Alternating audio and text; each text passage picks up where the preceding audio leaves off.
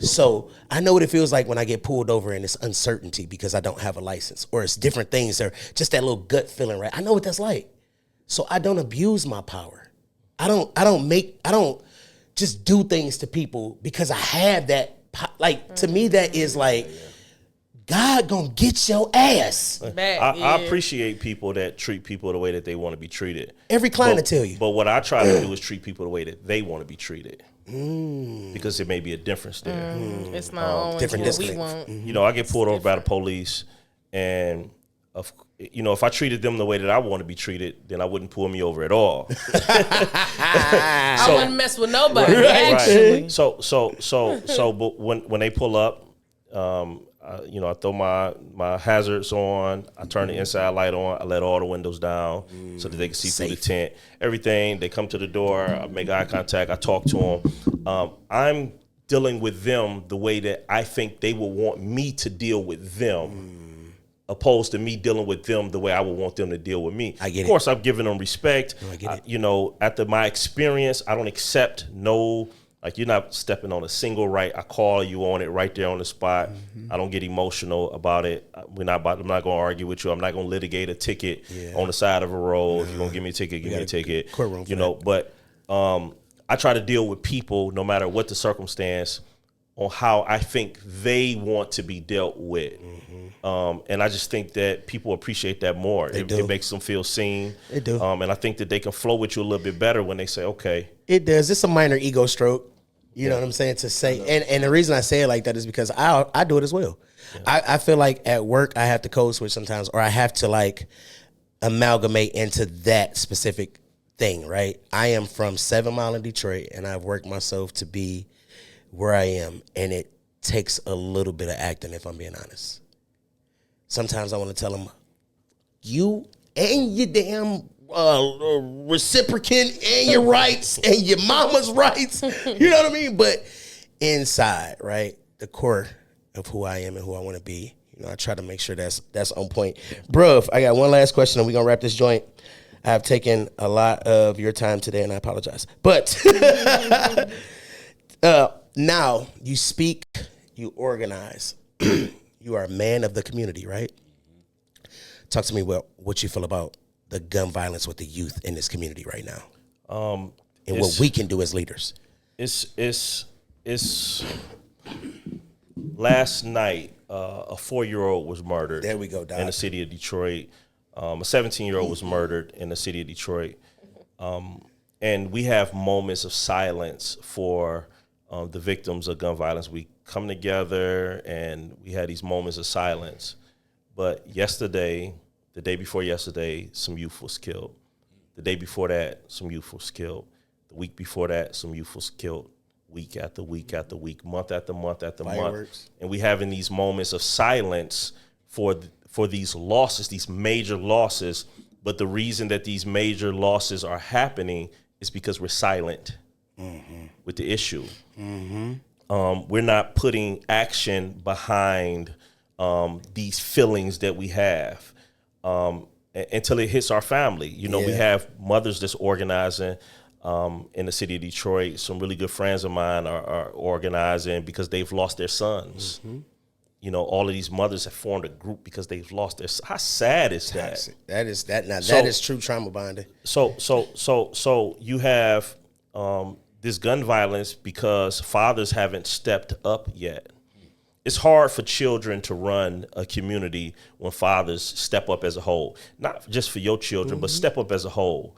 There was a school, I forget what state it was in, very violent school where they were fighting all day, every day, had all these fights. It was all on the internet. It was like an everyday thing. It was like a culture had started to unravel this school. And then the fathers started coming into the school and they haven't had a single fight. So not only have they not had a single fight, all of the children, their grades improved, just having the father's presence, just the presence it's no lie. of them. It's no lie. I think the same can be true in the community. We just can't have the same old community leaders and activists that show up, which is good, which is necessary because they are the ones that's showing up. But we need, it should be 500 fathers anytime a young person is murdered. Yeah. It should be fear in people before they go out and kill. Yeah, because they know they're going to deal with some. I got to deal with all these fathers. Yeah. Don't nobody want to deal with a bunch of fathers. To me, New Era Detroit was probably the closest thing to that, where like you're going to FAFO. Yeah, you know what I mean? but even the numbers have to we need more people to buy in. We do. We can't just hang the weight on one organization. Yeah. Zeke, that's my guy. Yeah. New Era, all of Yeah. the members, I know all of them. I love all of them. Yeah. But we need more buy-in. We Yeah. need more fathers. We need more uncles. We need more brothers. We need a community of men and we need to lead our community, and we like need a community men. of women as well. I don't want to leave the Yeah. women out of No, it because but they've been holding it down. But we need leave men to bullshit. step all. We need We men do. to step all And the my- way up. my- We need I- them I- men for sure. Yeah, and you being a young person in that generation, you what, 20, what? How old are you? 21. 21 years old. That is your Oh. demographic right now. You know what I mean? And it's like, I don't know what the hell these kids be out here doing. They got everything in their possessions. I don't even know how to get some of this stuff. You know what I mean? I think Yeah. life is just more accessible. Yeah, that's true. Yeah, the internet. We didn't have That's so we didn't much have true. a lot of mindset is accessibility. important too Yeah. because like we have access to all the same stuff they have. Yeah, but choice. Well, we our didn't. But We didn't because we today didn't have you do. No, but we didn't. Hold I'm up. just saying as far as them being young. But today you do. Right. But And at the their reason age, we and did. the reason you're not doing what they're doing is because your mindset is different. So we have to work on the mindset of the youth, because if they had your mindset, they wouldn't be out there tearing the streets up.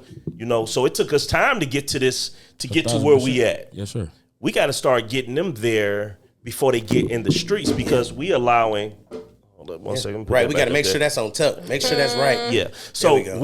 we're allowing the streets to get hold of our children before we get a hold of our children. Starts And at that's the home, problem. Doc. There's like It don't be no home. It starts at It don't be no home. people we come up with a lot of legislation when it comes to guns. But we don't come up with legislations and programs and funding for programs that will help build up minds to where no matter if you have access to a gun or not, you're not interested in it because your mind is somewhere else. Certain things we should never have to fight for. We shouldn't have to fight for a better education. We shouldn't have to fight for a better healthcare. We shouldn't have to fight to fund these organizations that's out here trying to bring down gun violence. It's a huge battle right now where they're trying to take funding from those organizations that's out here bringing violence down. So to play devil's advocate, right? Don't never be an advocate for the devil, brother. Right. But okay, so to be contrary to that side of the belief, right? And don't be contrary to me. Oh my God, bro. Okay, so You might as well be the devil's advocate. no, right. So listen. This is what I think too, right? So a lot of these organizations that receive these large grants, it's a lot of slush spending. No. Well, I work at nonprofits. But listen, I'm not. And I know you work with them, right? I'm not talking about just any nonprofit. The community violence intervention groups in the city of Detroit. I know all of them. That's different. I was speaking more like broad in general, not specifically to those ones. I have to say just specifically when it comes to the CVI groups here in the city of Detroit. In Detroit, right. They are spending that money For to sure. bring down gun violence. Yeah. And they don't even have enough. It should really be 3.5 times more in order for them to hire the type of staffs that they need to really bring that violence all the way down. In a city like this, right? Yeah. But in a smaller town like where I live in Lansing, right? Maybe not so much. You got people who are, if you get a $350,000 grant, the CEO making $120,000 a year. 150. How? Slush. They are using those funds sometimes incorrectly. If they were routed actually to the community, I can see the difference. I can see how we would be more impacted if the money sometimes, right?